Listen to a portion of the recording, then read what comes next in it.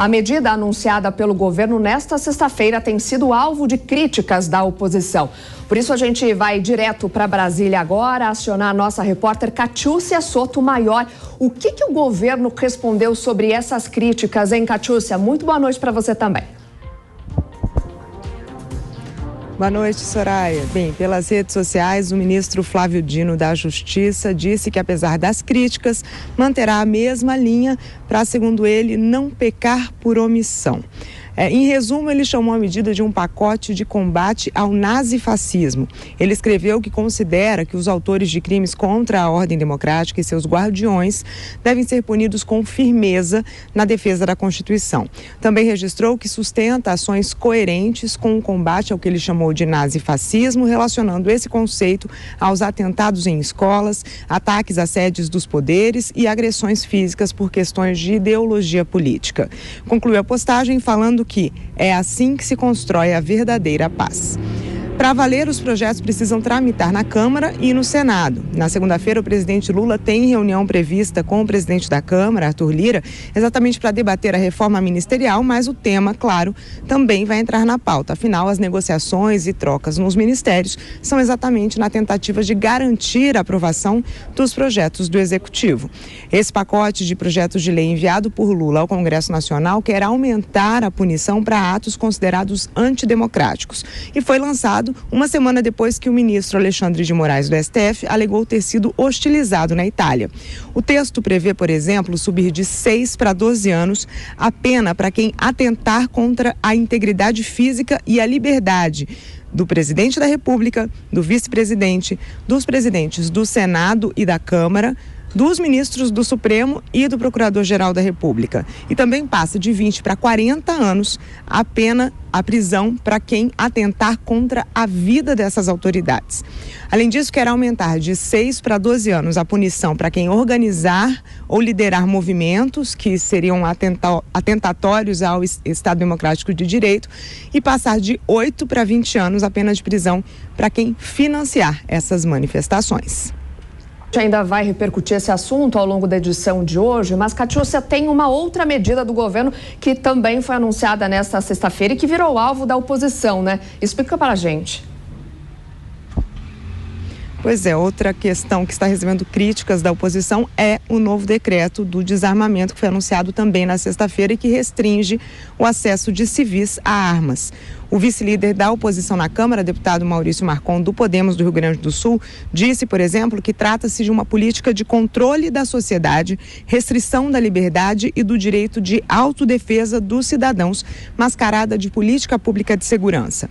Um pedido de autoria de outro deputado, o parlamentar Paulo Bilinski, do PL de São Paulo, com apoio de mais 50 deputados, a maioria das bancadas da Segurança Pública e do agronegócio, foi registrado no sistema eletrônico da Câmara neste sábado, pedindo para suspender os efeitos do decreto de Lula e questionando o dispositivo que transfere do Exército para a Polícia Federal a fiscalização do armamento e das munições.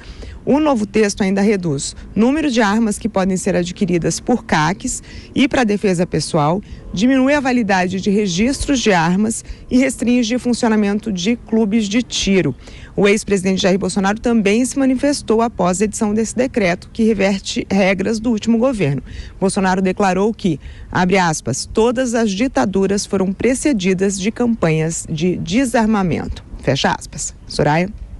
Obrigada, Catiúcia, pelas suas informações. Bom trabalho por aí. Bom, comigo aqui no estúdio, né, para comentar esta também e outras notícias de hoje, recebo o nosso comentarista Marcelo Suano. Marcelo, muito boa noite para você. Boa noite, Soraya. Boa noite a essa equipe fantástica e apaixonante da Jovem Pan, que eu sempre cumprimento por tudo que tem feito por todos nós no Brasil. Cumprimento também a todos esses que nos acompanham e um cumprimento especial à Associação dos Diplomados da Escola Superior de Guerra no Rio Grande do Sul, com destaque a Caxias do Sul, hoje sob o comando do Dr. Elineu, que tanto tem feito pelo país ensinando a formulação de políticas públicas. É isso que eles trabalham. Perfeito. Bom, queria te ouvir, né? Ouvir tua análise, também tua interpretação desses pontos aí polêmicos, dessa chamada do pacote, né, de medidas que foi anunciado pelo governo na sexta-feira e que já vem sendo alvo aí de críticas pela oposição. Marcelo, a gente ouviu agora a Catiúcia falando, né? O ministro da Justiça, Flávio Dino, dizendo que a paz nasce do respeito à Constituição. Soraya, eu vou ser bem direto. Eu entendo a preocupação de Sua Excelência, o ministro da Justiça, Flávio Dino, e concordo com ele que a paz nasce do respeito à Constituição. O que nós devemos trazer à tona é que todos devem respeitar a Constituição. Aqueles que agem como cidadãos no dia a dia, aqueles que julgam, aqueles que interpretam a lei, aqueles que fazem políticas públicas, aqueles que governam. Não se pode admitir que a paz nasça do respeito à Constituição, sendo uma exigência para alguns e não para todos. É importante que isso seja aplicado a toda a sociedade e, em especial, aquelas personalidades que são representantes do povo brasileiro.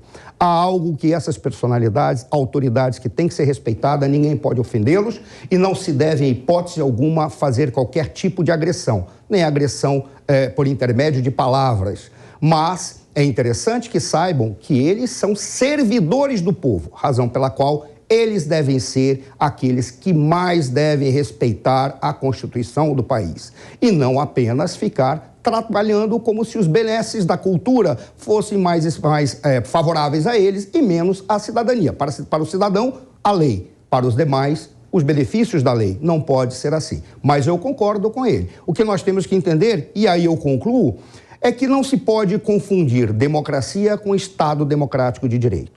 A democracia, eu já falei várias vezes, mas vou repetir. A democracia se configura pelo controle que o cidadão tem dos seus governantes. Porque nunca na história o povo governou, não governa e nunca governará. Mas ele pode controlar aquele que são os seus governantes. É por essa razão que, à medida que a política, a história política, os sistemas políticos foram avançando, que se criou a ideia de que existem direitos fundamentais que não podem ser abalados, porque é por intermédio desses direitos que se pode, em todas as hipóteses, controlar os governantes. O controle dos governantes com esses princípios fundamentais que configuram o Estado Democrático de Direito. Por incrível que pareça, só para a defesa dessa abstração ou deste termo que é a democracia, parece que o Estado Democrático de Direito está sendo deixado de lado. Muitas vezes alegando que democracia e Estado Democrático de Direito constituem a mesma coisa. Não são. São complementares e são órgãos do mesmo ente. Mas não são a mesma coisa e não se pode, para preservar um, destruir o outro. Me parece que os cidadãos não estão destruindo o Estado Democrático de Direito. Os únicos que podem destruir o Estado Democrático de Direito são as autoridades, razão pela qual eu peço a todas elas que entendam isso e que não o façam, porque nós brasileiros precisamos de paz e de respeito à Constituição.